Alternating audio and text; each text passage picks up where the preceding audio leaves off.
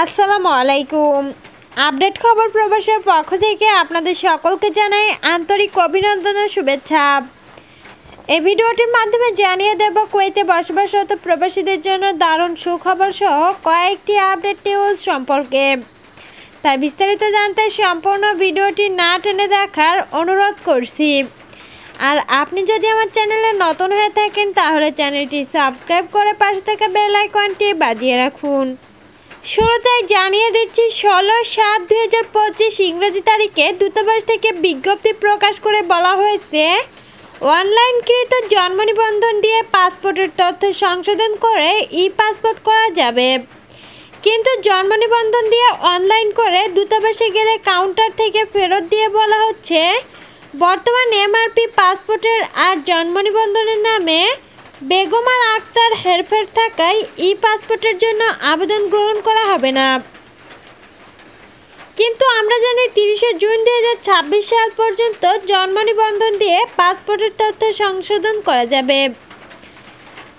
উপযুক্ত বিষয়ে কুয়েত প্রবাসী বাংলাদেশি নাগরিকদের অবগতির জন্য জানানো যাচ্ছে যে সুরক্ষা সেবা বিভাগ স্বরাষ্ট্র মন্ত্রণালয়ের 8/7/2025 তারিখে স্মারক নম্বর 58.000000.43.008.18 অংশ 1 268 মোতাবেক আগামী 30 জুন 2026 তারিখ পর্যন্ত অনলাইন জন্ম নিবন্ধন সনদ অনুযায়ী প্রবাসী বাংলাদেশিগণ পাসপোর্টের তথ্য সংশোধন করতে পারবেন।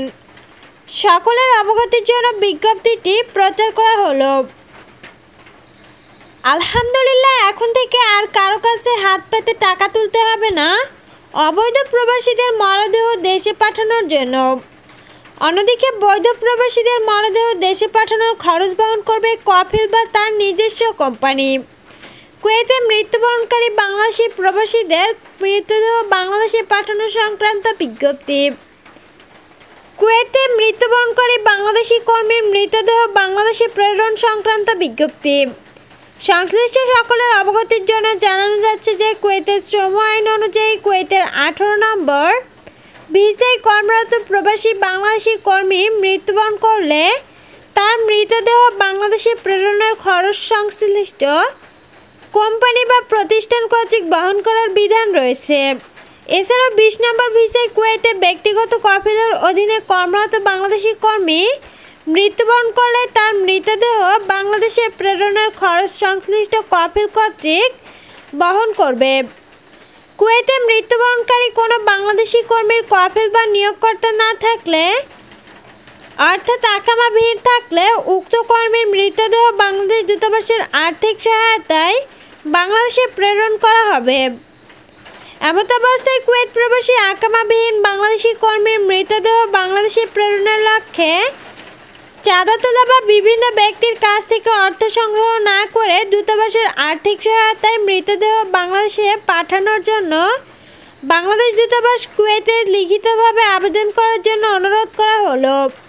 এই নিখোঁজ ব্যক্তির নামে পোস্ট করার পরে বাংলাদেশ দূতাবাস থেকে নিশ্চিত করেছেন যে উনি 30 নম্বর রোড পার হওয়ার সময় গাড়ি দুর্ঘটনায় ঘটনাস্থলে মৃত্যুবরণ করেন।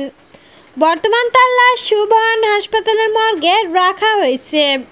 তাই সকলকে নোট করব, সময়ের চেয়ে জীবনের মূল্য অনেক বেশি। তাই তাড়াহুড়া করে বা সময় বাঁচানোর জন্য কখনোই হাইওয়ে রাস্তা পারাপারের চেষ্টা করবেন না।